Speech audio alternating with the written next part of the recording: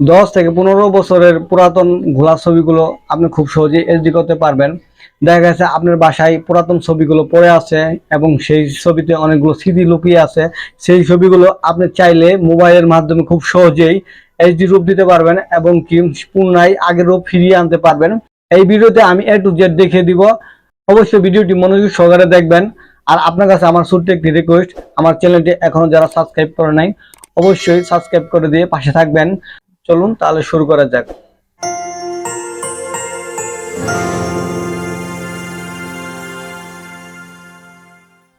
Normal ছবি HD করার জন্য একটি ওয়েবসাইট বা অ্যাপস আমি ইউজ করব। তার আগে একটি ছবি দেখিয়ে নেই। যে ছবিটা আমরা নর্মাল থেকে দেখতে পাচ্ছেন, এই ছবিটা একটু লক্ষ্য করুন। এই ছবিটি অনেকগুলো ঘোলা আছে, দেখতে পাচ্ছেন, ঠিক মতো বোঝা যাচ্ছে না।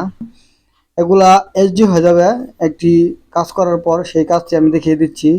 এর জন্য আপনাকে চলে যেতে হবে একটি ওয়েবসাইটে বা অ্যাপসে। দেখতে পাচ্ছেন এই ওয়েবসাইটে আমি চলে গেলাম। এই ওয়েবসাইটের লিঙ্কটি আমি অবশ্যই ডেসক্রিপশনের নিচে দিয়ে রাখবো, আপনারা সেখান থেকে চাইলে এটি কপি করে রাখতে পারেন। তো এখানে আসার পর দেখতে পাচ্ছেন ব্রাউজার ফাইল, এখানে একটি টাচ করে দিন। টাচ করে দেওয়ার পর সেই কাঙ্ক্ষিত ছবিটি আপনি এখানে সিলেক্ট করে দিন। ঠিক আছে, সেই কাঙ্ক্ষিত ছবিটি সিলেক্ট করে দিন। কিছুক্ষণ অপেক্ষা করুন, দেখতে পাবেন নর্মাল ছবি এইচডি হয়ে গেছে।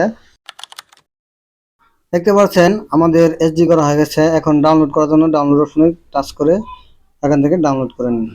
এখন দুটো ছবির একটু পার্থক্য দেখিয়ে দেই, দেখলে আপনারা বুঝতে পারবেন কি সুন্দর চমৎকার হয়েছে ছবিটি। দেখুন ছবিটির দুটোর মধ্যে পার্থক্য দেখুন। দেখুন এই ছবিটি আমাদের এইচডি করা হয়েছে আর এই ছবিটি এইচডি করা হয়নি, মানে আমাদের মূল ছবি। দেখুন মূল ছবিটি দেখুন একটু ঘোলা, অনেক ঘোলা, ঠিক আছে। আর যেটি এইচডি করার পরে দেখুন কত সুন্দর হয়ে গেছে। এভাবেই মূলত এইচডি করা হয় নর্মাল ছবি। আপনারা চাইলে এই টিপসটি ফলো করে আপনাদের যত পুরাতন ছবিগুলো আছে আপনারা এইচডি করে নিতে পারবেন। যদি ভিডিওটি উপকার আসে এবং কি ভালো লাগে অবশ্যই একটি লাইক করবেন আর চ্যানেলটি সাবস্ক্রাইব করতে ভুলবেন না। ধন্যবাদ ভিডিওটি দেখার জন্য।